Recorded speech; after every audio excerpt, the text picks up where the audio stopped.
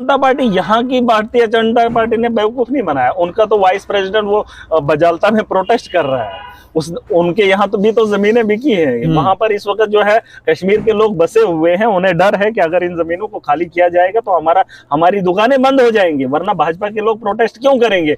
अब मोदी ने जी कश्मीर के लोगों को ठीक किया, अब पत्थरबाजों को ठीक किया। उनकी भावनाओं के साथ जो है खेला जा रहा है जम्मू कश्मीर। और आप कह रहे हैं, और 2019 के चुनाव में मुद्दा ही बना गया था कि पाकिस्तान को जवाब दिया गया। वो तो एक बहाना था, अगर यहां नहीं करते तो वहां कैसे करते बालाकोट में। बात ही वही है कि 2014 का चुनाव राम मंदिर और 370 पे लड़ा गया और जीता गया, क्योंकि लोग जो है अलग किस्म के लोग हैं। और 2019 का चुनाव बालाकोट और पुलवामा पे लड़ा गया। अब 2024 का चुनाव जो है हिंदू राष्ट्र और यहां जम्मू कश्मीर के हालात पर लड़ा। सवाल के अंदर परसों ग्रेनेड फटता है तो वहां पर उन्हें पता चलता है, छोटा सा बम जहां हादसा नहीं हुआ वहां पर उन लोगों को अरेस्ट किया जाता है।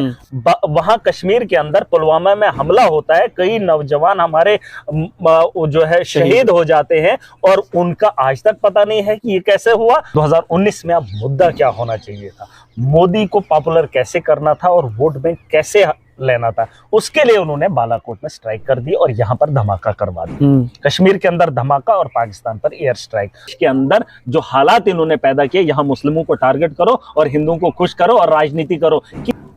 जम्मू कश्मीर में इस समय एडमिनिस्ट्रेशन का पीला पंजा चल रहा है।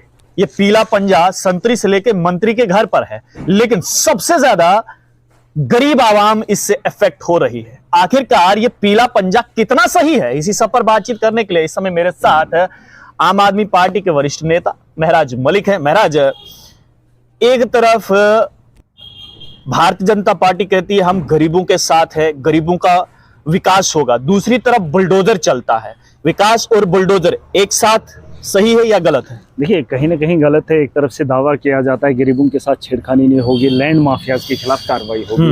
बहुत अच्छी बात है, हम भी चाहते हैं लैंड माफियाज के खिलाफ कार्रवाई होनी चाहिए, लेकिन इसमें बहुत बारीकी से अगर आप जाएंगे बहुत सारे सवाल पैदा होते हैं। माफिया वो नहीं है जिन्होंने स्टेट लैंड को मतलब अपने कब्जे में लिया, माफिया वो नहीं है जिन्होंने फॉरेस्ट लैंड को अपने उसमें इहाते में लिया है। माफिया अगर वक्त का आप देखेंगे, जो सरकारों के साथ उस वक्त की सरकारों के साथ मिले थे, उन्होंने अगर जमीन ली है तो उसको मलकियत भी बनाया है। अगर उस टाइम उनके पास पैसा था तो उन्होंने मलकियत खरीदी है। माफिया वो नहीं है जो गरीब लोग जो है स्टेट लैंड में बसे। अगर आप जम्मू की सिटी एरिया को देखेंगे तो ज्यादातर यहाँ कौन लोग हैं, आम आदमी है जो यहाँ पर आया है, जिसने यहाँ पर मकान बनाया है, वो सिर्फ इसलिए कि कश्मीर की सर्दी से बचने के लिए 2 महीने का वक्त यहाँ गुजारे। या तो ये ज्यादातर यहाँ पर लोग जो है 90s में आए हैं, जब मिलिटेंसी पीक पर थी। कोई डोडा से आ गया, कोई किश्तवाड़ से, पुंछ, राजौरी से। मैक्सिमम लोग जो हैं वो यहाँ पर अगर माइग्रेट हुए हैं तो वो इसी के कारण हुए हैं। देखिए, ऐसा है, मिलिटेंसी भी रहा है, लेकिन ज्यादातर अगर आप मुझसे ये सवाल पूछ रहे हैं तो ज्यादातर अगर आप लोगों से भी बात करेंगे तो अगर आप देखेंगे भी कि साल के अंदर सिर्फ 3 महीना यहाँ पर ये लोग रहते हैं। बिल्कुल। बाकी के महीना जो 8 महीना या 9 महीना है, एजुकेशन हमारे यहाँ ये जो यहाँ पर लोग बसे हैं वो उनकी सारी की एजुकेशन जो है वहीं पे है जहाँ के ये रहने वाले हैं। अब बात वहाँ खत्म नहीं होती। 3-3, 4-4 मरला इन लोगों ने दी है सर्दियों से बचने के लिए, लेकिन कुछ लोग जो है इसे और रंगत दे रहे हैं। जैसे अभी एनसी के लोगों ने कहा, आप देख लीजिए कहाँ पर पीला पंजा पड़ रहा है, ये तो दुनिया देख रही है। लेकिन कुछ लोग ऐसे हैं जो ये कह रहे हैं कि 90s में गदर हुआ था, माहौल वैसा बना था और यहाँ पर कुछ लोगों की पॉलिसी थी कि जम्मू को डोमिनेंट मुस्लिम एरिया बनाया जाएगा। अच्छा। अरे, अगर उन लोगों ने गलतियां की है, वक्त के उन नेताओं ने गलतियां की है, वो गलत थे अगर उस सोच से यहाँ पर लोगों को बसाया है।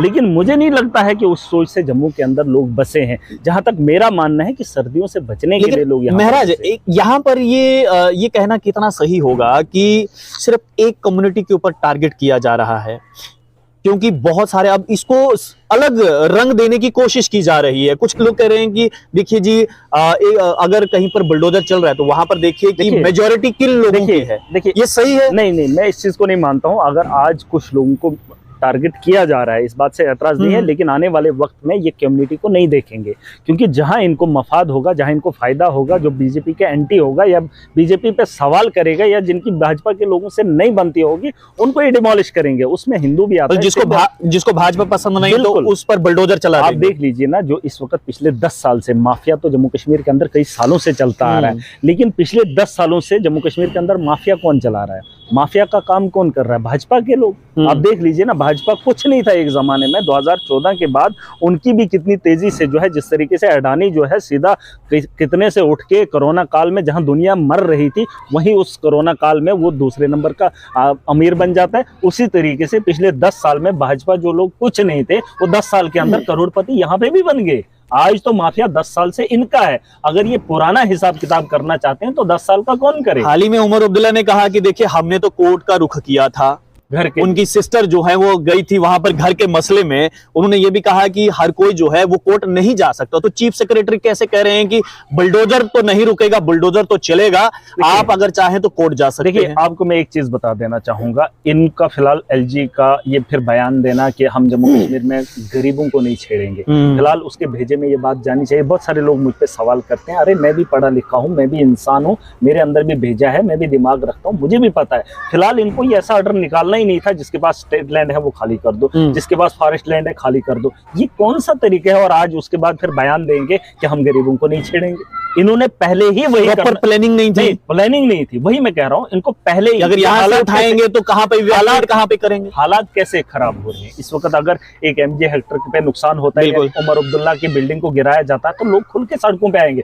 क्योंकि वो ये सोचेंगे आज ये नेता हमारे साथ हैं, कल अगर हमारे घर की बारी आएगी तो ये लोग हमारा भी साथ देंगे। इसलिए लोग उनके इसके लिए आगे आ रहे हैं। अगर गवर्नमेंट ने, LG ने सोच समझकर प्लानिंग की होती, भाजपा के लोगों के पास तो दिमाग है ही नहीं। उन्होंने सीधा जो है कुछ लोगों के नाम लेने थे कि हम इनकी प्रॉपर्टी चेक करेंगे, चाहे वो मलकियत है, चाहे वो स्टेट लैंड है, फॉरेस्ट लैंड है। अरे जो माफिया है उसको उसने स्टेट लैंड क्यों लेना था? उसने स्टेट लैंड पे कब्जा क्यों करना था? उसने मलकियत जमीन पे कब्जा किया। अगर उस दौर का माफिया था तो उसने अपने कागजात बना लिए होंगे। ये कौन सी बड़ी बात है? पटवारी उनके अंडर थे, तहसीलदार उनके अंडर थे, पूरा एडमिनिस्ट्रेशन उनके अंडर था। तो ये माफिया जो है ये गरीब लोग। उमर अब्दुल्ला ने यह भी कहा कि देखिए 5 अगस्त 2019 को जब धारा 370 और 35A को हटाया गया, वो तो शुरुआत थी, ये तो होना ही था, भाजपा ने ये करना ही था। नहीं, मुझे उनसे नाराजगी नहीं, ना PDP से, ना NC से, क्योंकि ये सत्ता के भूखे हैं।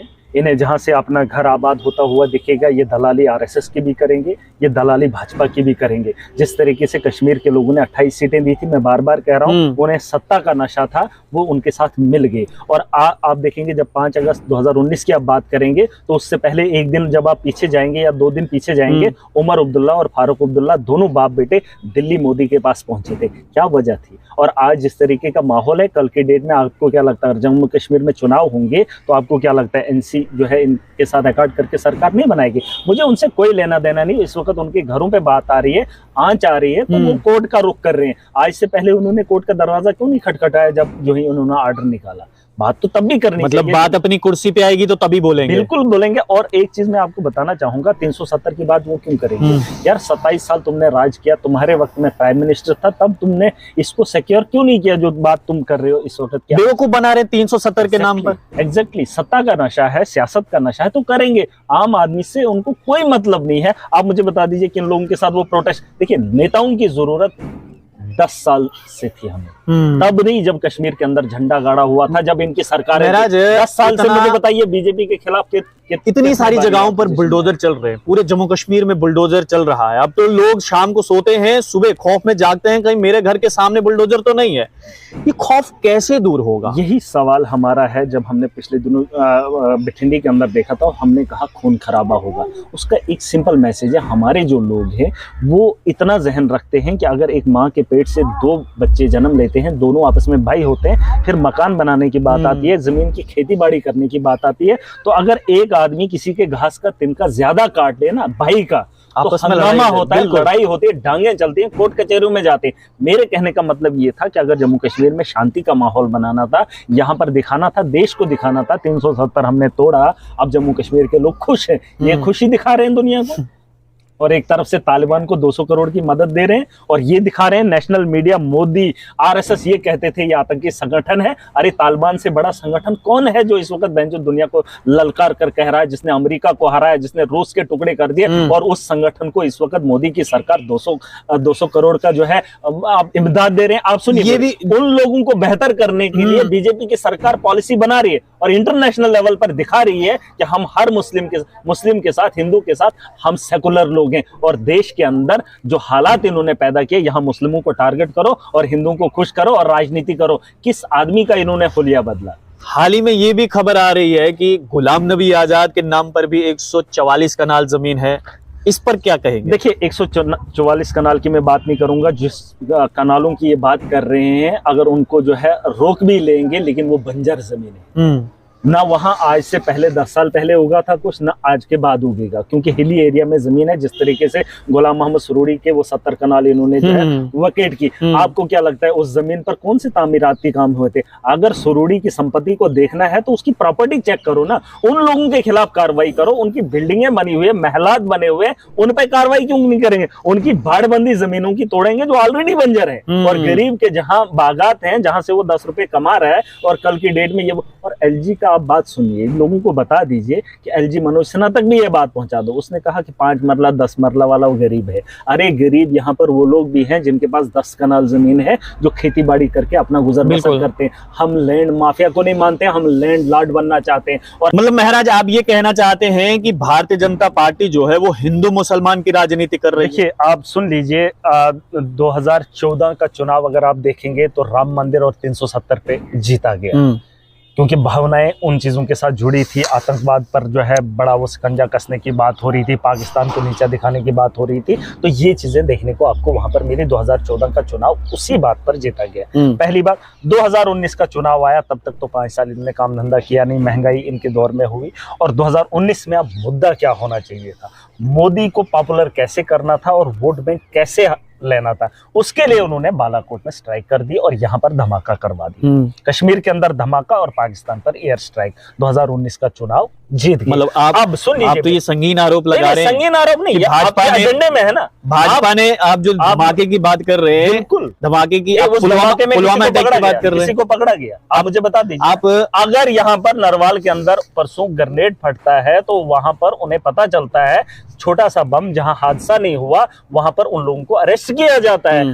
वहां कश्मीर के अंदर पुलवामा में हमला होता है, कई नौजवान हमारे जो है शहीद हो जाते हैं और उनका आज तक पता नहीं है कि ये कैसे हुआ। और आप कह रहे हैं, और 2019 के चुनाव में मुद्दा ही बना गया था कि पाकिस्तान को जवाब दिया गया। वो तो एक बहाना था, अगर यहां नहीं करते तो वहां कैसे करते? बालाकोट में बात ही वही है कि 2014 का चुनाव राम मंदिर और 370 पे लड़ा गया और जीता गया, क्योंकि लोग जो हैं अलग किस्म के लोग हैं। और 2019 का चुनाव बालाकोट और पुलवामा पे लड़ा गया। अब 2024 का चुनाव जो है हिंदू राष्ट्र और यहां जम्मू कश्मीर के हालात पर लड़ा जाएगा। सबसे बड़ी बात यही है, और इन चीजों को समझने के लिए देश को समझना होगा। जिस तरीके से हमारा देश आगे की ओर बढ़ना चाहिए था, उस किस्म के हालात हमें नहीं दिख रहे हैं जो पाकिस्तान के हालात हैं। और यकीन जानिए, अगर आज हम उनकी खबरें चलाकर पाकिस्तान को बता रहे हैं कि इस किस्म के हालात हैं, वो दिन दूर नहीं होगा, क्योंकि हमारा पड़ोसी है, उसके असरा जम्मू कश्मीर देश में पड़ेंगे। क्योंकि महंगाई सर पर है, वहां पर भी महंगाई की मार है, सरकार के खिलाफ नारे। पाकिस्तान के अंदर भूखमरी किस वजह से है? जहां 300 रुपये आटा है, यहाँ पर भी आटे की कीमतें बढ़ी, यहाँ पर भी पेट्रोल की कीमतें बढ़ी। लेकिन अगर आज तक बढ़ी है, आज और वहां से पार हो जाएगा, क्योंकि जिस किस्म का हालात है, अडानी जो है सबका पैसा उठाकर लूट कर डूब गया है। अब मुझे बताओ, जिन्होंने पैसा भरा था उनको पैसा कोई देगा नहीं, सरकारी खजाने खाली हो रहे हैं, शेयर मार्केट जो है खत्म हो गया। ये लोग आतंकवाद को 200 करोड़ की जो है इमदाद देने में लगे हुए हैं। साफ जाहिर होता है बीजेपी की पॉलिसी जो है देश के लिए नहीं, नेशनल लेवल, इंटरनेशनल लेवल पर बात करना चाहते हैं। तो देखिए, महराज मलिक साफ तौर पर कह रहे हैं कि पहला चुनाव भारतीय जनता पार्टी ने 2014 में राम मंदिर और धारा 370 पर जीता, देश के प्रधानमंत्री नरेंद्र मोदी बने। दूसरा चुनाव यानी कि 2019 में जब चुनाव हुआ तो महराज मलिक के मुताबिक बालाकोट का जिक्र बार बार किया गया और देश की जनता को एक ऐसा एहसास दिलाया गया कि अब जो कुछ करेगी तो भारतीय जनता पार्टी ही करेगी। इसलिए लोगों ने फिर से नरेंद्र मोदी की सरकार बनाई। आप लोग देखते रहिए स्ट्रेट टॉक्स। मुझे देव ठाकुर को दीजिए इजाजत। धन्यवाद।